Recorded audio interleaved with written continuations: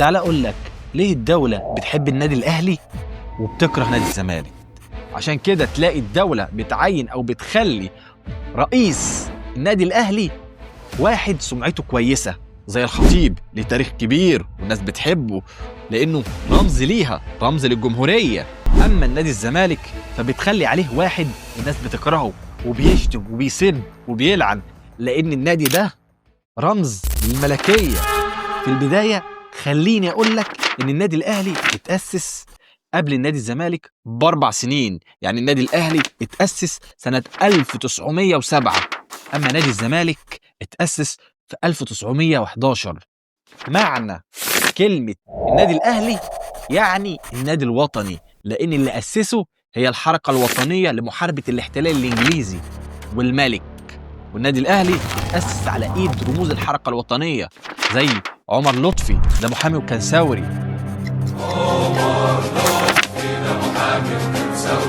انت ما سمعتش الاغنيه ولا ايه؟ سعد باشا زغلول، ودوله رئيس الوزراء ثروت باشا. وبصراحه النادي الاهلي احنا بندرس تاريخه عندنا في الكليه قسم التاريخ.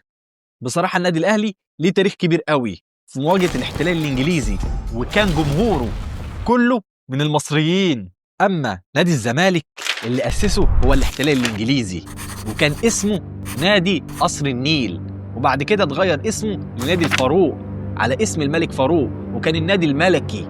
واول رئيسين ليه كانوا انجليز، ومشجعينه كانوا عساكر انجليز، وطبقه البشوات والملك اللي شغالين عند الانجليز. واللي بيبين لك اللي انا بقوله خد عندك، لما حصلت ثوره 1919 النادي الاهلي اعلن تضامنه مع الثوره ومع قيادات الثوره، ووقف الانشطه بتاعته كلها، ورفض اللعب مع انديه نادي الاحتلال الانجليزي، وغير مواجهته للملك لما الملك كان عايز يبقى على رأس النادي الأهلي كمنصب شرفي، فالأهلي رفض، فراح الملك لنادي الزمالك اللي كان اسمه في الفترة ديت نادي قصر النيل، وغير اسمه وسماه نادي الفاروق.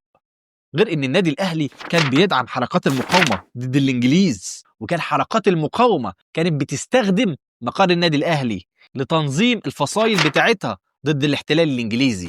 ده غير دعم الأهلي لفلسطين بجزء من ميزانيته في سنة 1948. أما نادي الزمالك فكان اللي أسسه إنجليز وبيرأسه الملك، وهو النادي الملكي، فمالوش أي دور وطني في مقاومة الاحتلال، وده كان في الملكية في العصر البائد. أما في الجمهورية اللي احنا فيه دلوقتي، النادي الأهلي كان داعم لثورة 1923 ضد الملك، والنادي استضاف الضباط الأحرار في النادي بتاعه. مش بس كده، ده اتبرع للثورة. غير يا جماعة اللي أسس النادي الأهلي هي حركات المقاومة الوطنية ضد الإنجليز والملك.